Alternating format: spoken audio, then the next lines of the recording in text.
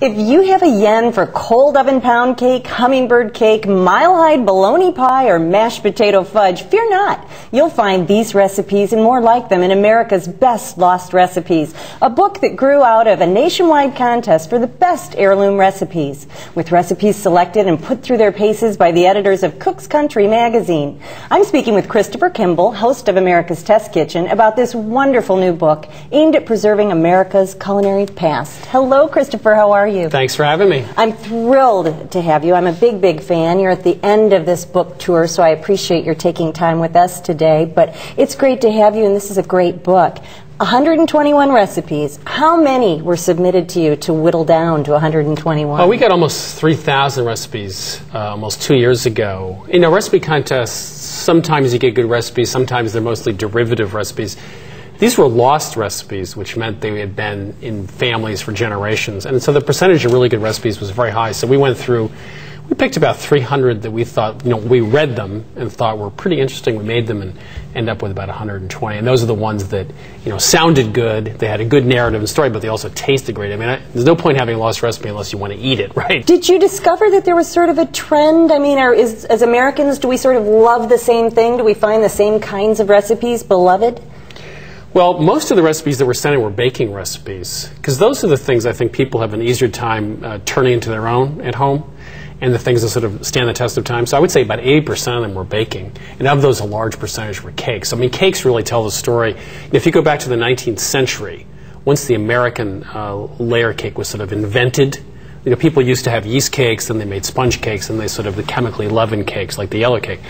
Well, that's when people really started experimenting. There were mini ha-ha cake, and there was daisy cake, and all these interesting cakes. This book really has a lot of those cookies and cakes where people went back and really changed them around and made some interesting recipes. So I would think baking is really the one thing that came through strongly. It's funny, we have a pastry chef here in Cincinnati that I just love, and her famous tagline is, when you really want to celebrate, you don't do it with a meatloaf. So I can see why people, I should have put that quote in the book. I bet she'd part with it. It's a good one. Well, the holidays are here, and obviously at the Test Kitchen, you put all kinds of things through their paces. Are there any particular gadgets or things that you feel are good to give to a foodie for the holiday time? Oh, there are lots of things. Oddly enough, a garlic press is one of those things that chefs always go, I would never use a garlic press. They actually do a better job of breaking the garlic down, and they're much easier to use. Kuhn Ricon, Kuhn Ricon, makes a garlic press that's very expensive, it's about $35.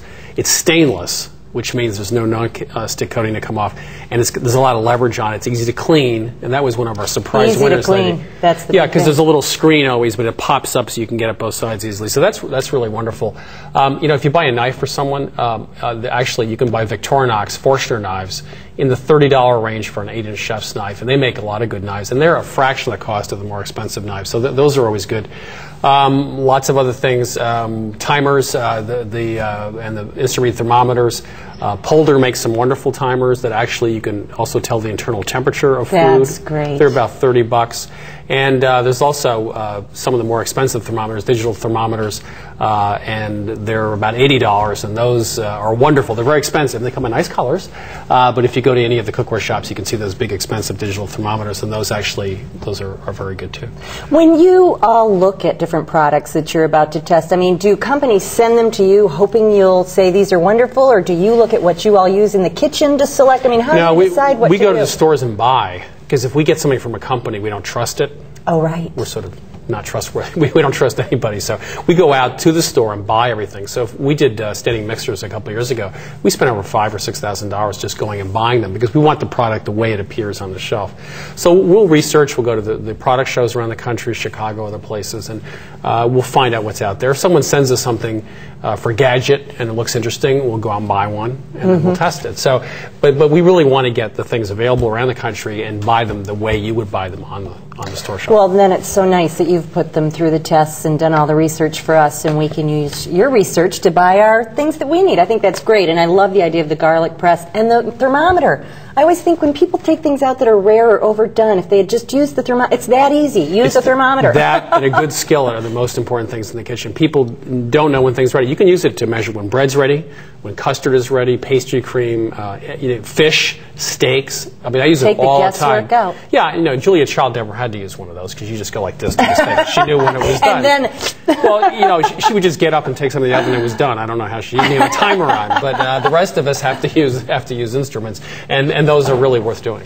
Well, the other thing, of course, that you're famous for is the quick tips, and there's some invaluable tips. Are there a couple that you think would really rock our world? Yeah, silly Christmas tips. If you ever do cakes around Christmas and you want to put saran wrap or on top of it, this will rock your world. Put little toothpicks in it, and you put little mini marshmallows on top, and then when the plastic wrap goes on top, it doesn't hit the frosting. It holds it up. Yeah, I know that sounds silly, but it was one of my... That's going to change a lot of people's Christmas And the other cakes. thing is when you want to spray something with a nonstick spray, like a pan, take the dishwasher, open it, and put the pan on the inside of the open door, and then spray it. It just gets washed away in the dishwasher instead of your counter. I love that too. Washed away. See, there you go. See, you are rocking my world. A man of great quick tips. That's right. Well, everybody knows you, of course, from Cooks Illustrated, America's Test Kitchen, all of the wonderful books. But what would really surprise us about you? Are you always cooking, or do you do something else on occasion? I'm a huge Deadhead. Really? So yeah, I play a lot of Grateful Dead music in bands all the time. That's what I see. Everybody who does one thing always wants to be something else. So I really want to be Jerry Garcia, but what can I say? I missed the boat on that. I think I'm a little you did, but hey, maybe not too late. You if I practice hard, you think practice maybe hard. Someday? If you put the same kind of dedication to that as you're doing with the food, I think you. If I have 27 years left, I'll be working on that. Right? So just tell me, do you follow them, or did you follow them across the country? Oh, I went to Columbia in the late 60s, so I actually joined a fraternity. It was the Grateful Dead fraternity, and we used to go to Fillmore East and watch them all the time. So I've actually played with a few of those Dead cover bands, and it's fun. I mean, music and cooking actually are very similar. Absolutely, both very creative. Because you got to practice both. You can't just show up and play a song. You got to practice. So it's the same thing in the kitchen. You have to go in and actually practice. Yeah. That's great. I'm glad to know that, actually. You didn't know that. I surprised you, didn't I? Yes, I'll never look at you the same when I'm watching your show. That's just I'll imagine you in a tie-dyed apron. That's a tie-dye bow tie. Yes, that's right. Well, can we wrangle a recipe out of you for the website? My favorite recipe in the book is called Wacky Cake. It comes from World War II, and when they didn't have a lot of eggs and butter and milk, so it's a chocolate cake mixed right in an 8 by 8 inch square pan that has cocoa, it has flour, sugar, it uses water and vinegar and baking soda. No eggs, no butter, no milk. Mix it up in 3 minutes. A 5-year-old can do it. Throw it in the oven. It's done in about half an hour. And it has great chocolate flavor because there's no dairy to offset the chocolate flavor. Oh, so it's a great recipe. It's simple. All right, we'll put it on the website. Thank you so much. It was great to speak with you today. And for Christopher's recipe and more information on Cooks Illustrated and America's Lost Recipes, log on to cettconnect.org and click Amy's Table.